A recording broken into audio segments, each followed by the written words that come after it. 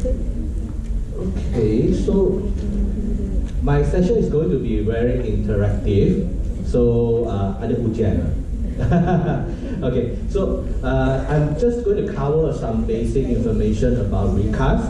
Some of you are using recast program currently. Some of you may heard it, recast program, but never use it. So I just do a short introduction on our program. So basically, I'm Mr. Bear. I'm representing Randox Malaysia and also Brunei as well. So today we are going to talk about recast. Okay, so recast program is actually one of the largest EQA in the world, and our coverage is over every corner in the world, I would say, because we cover up to more than 100 countries.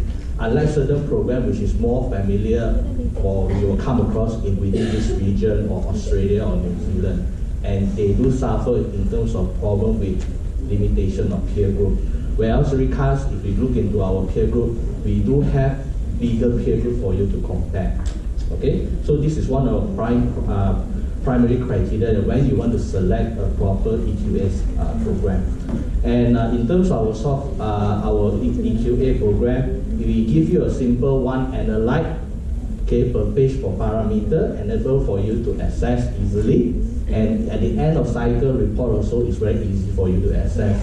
Okay, and of course it comes with a multiple analyte, okay, where you can consolidate most of your tests into one program.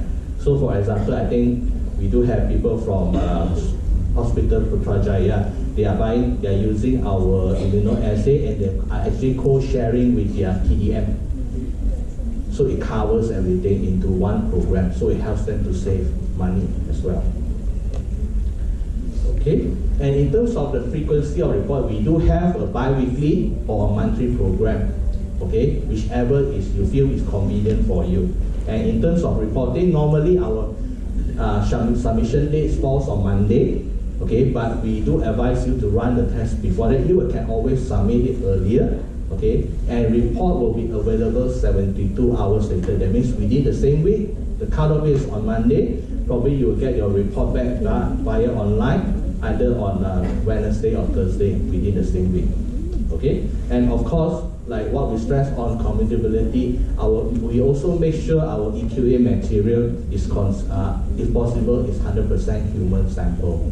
So for example, our immunoassay, maternity screening, tumor markers, and cardiac program are all 100% human sample. There's no additional animal origins or any other preservative inside. Okay? So of course, our programs are accredited worldwide. So this is one example of report that we cover all the information in terms of statistics, and in terms of our Levi Jennings will cover the last 20 data. So what happened is you're looking at your latest performance versus some of the sample that you probably run for the past few months, early this year, and also the data from last year. So at one glance, you can actually assess your current status of your EQA report comparing with your last year as well. Okay. And I won't go too much detail on that, okay, because time are limited. Okay. In terms of what we stress on in our performance indicator, there are three things we look at it. One is the percentage of deviation, one is the SDI, standard deviation index, and the third one will be the target score. Target score is something like, I think everyone, when during schooling day, we go for exam. The higher the scoring, the better it is. So we apply the similar concept. So in your target score, kalau you dapat scoring yang tinggi, maksudnya you are getting a very good result out of your EQA. Okay. So the criteria will be the SDI should be less than 2 SD, which is very similar, like you're familiar with the LJ chart. Of course, you need to get your QC within the 2 SD. The target score should be greater than 50. So that is your passing mark. Okay? Kalau you kena dapat markah yang bagus, at least kena 50 markah ke atas. Okay? And of course, your percentage of deviation should be less than the acceptable limit. So by default, kita guna recast punya limit. Okay, but you can choose to change it to either biological variation, CLIA, or maybe in national you have a certain standard that you want to use or you want to follow. Okay? So in terms of program-wise, we have 34 programs in total. Okay, basically I think most of the people in chemistry or immunoassay, they know that our existence for the immunoassay, but we do have other programs like serology,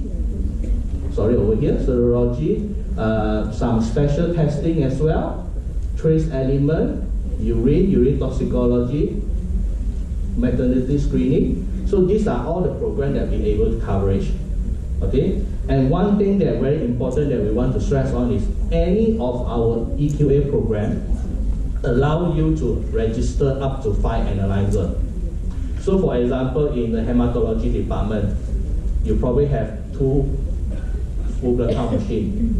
Okay, but probably within the hospital, you may have 1 more unit in the emergency department, or maybe a HB meter in the O&G department or clinics, that the POCD monitoring is still under your care. You can use the same program and get all these instruments inside to be registered, and they do get the individual report from that. Okay, so there's no additional cost for you, and at the same time you're able to cover all your instruments with the minimal cost. Okay, this is what we want to stress.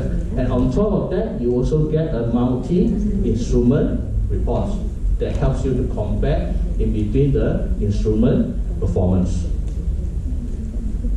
Okay, so in terms of EQA, how does the EQA fit into your laboratory quality system? So in terms of ISO, of course, they suggest that you guys need to participate in any EQA program. Okay, and you should monitor the result, okay, the assessment, and implement any corrective action if needed. Okay, that is very basic.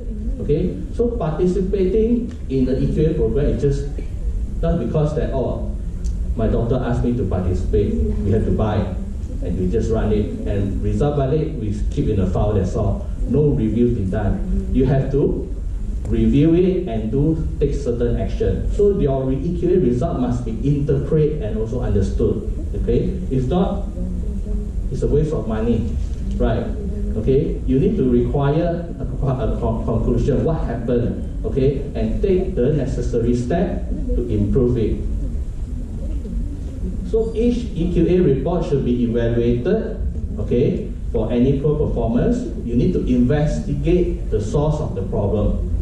Okay, kena cari mana punca dia. Okay, implement the corrective action. Kalau you dah cari punca dia, the resource you dah tahu daripada mana, then you don't implement any changes, then what's the point? So you already know that, oh, maybe it's the reconstitution error. The pipette was not calibrated. Then what is your next step? You need to calibrate the pipette and make sure it calibrated accordingly. Follow the period of time of every 6 months or every year, depending on the standard that you require. Okay, and check the effectiveness of the action that you taken. Kena check, adakah you dah implement benda ini? Adakah situasi dia improve? Okay. So normally in the typical scenario, when you receive your EQA report, there will be 2 scenarios, whether your result in or out. Okay, so if your result is in, must be a very good news for everyone. So you will still review the performance for overall for all the other tests. Okay, look into details. Okay, check any of the result is just probably slightly outside of 1 SD. Kalau ada, just pay attention as a precaution to check for any trend, positive, negative bias, all these things. Kalau tak ada, your results are so perfect, of course, you can review, sign it, and file it. No further action taken. But unfortunately, I think your result, some will come back other issue. Okay, the first thing yang you nak check is ada tak transcription error. Okay, so apa yang you perlu check is whether your when you key in into your recast.net or online key in, ada tak you key in number yang betul. The instrument might be show you 5.0 in terms of glucose, but bila you type, you accidentally type 55. So that will be the transcription error. Okay. So if there is transcription error, then send the correct result along with the relevant document to recast. You have to inform us, okay? And you need to show proof, your instrument printout, what is the correct answer. Okay, then we will help you to correct it. Okay, if unfortunately it's not a transcription error, you have to verify the assay detail. What do we mean by verify your assay detail? You kena check balik apa yang you register dalam you punya EQA tu, the methodology, the assay, the instrument, adakah semua benda ni betul ke tak? Ataupun certain test macam enzyme, dia ada temperature, ada tak you ada apply temperature yang correct? So these are all the details. Please double check. Most of the time error may come from that as well.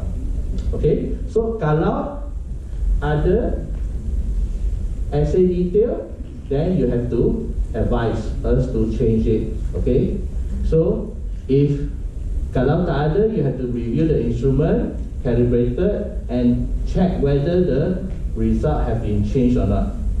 Okay, so you review the summary page, see any other major result is flagged or not. If not, then check for the other parameter. Okay, if there is maybe problem with wrong sample, sometimes it's wrong sample or reconstitution. Pernah berlaku, you nak run sample 1 tapi terambil sample 6. Boleh terjadi juga. Atau wrongly reconstitute. Dia suruh kita reconstitute 5 ml, tapi lab macam mana you reconstitute? Are you reconstitute 1 kali ambil 5 ml letak dalam valve ke, atau you guna 5 kali 1 ml?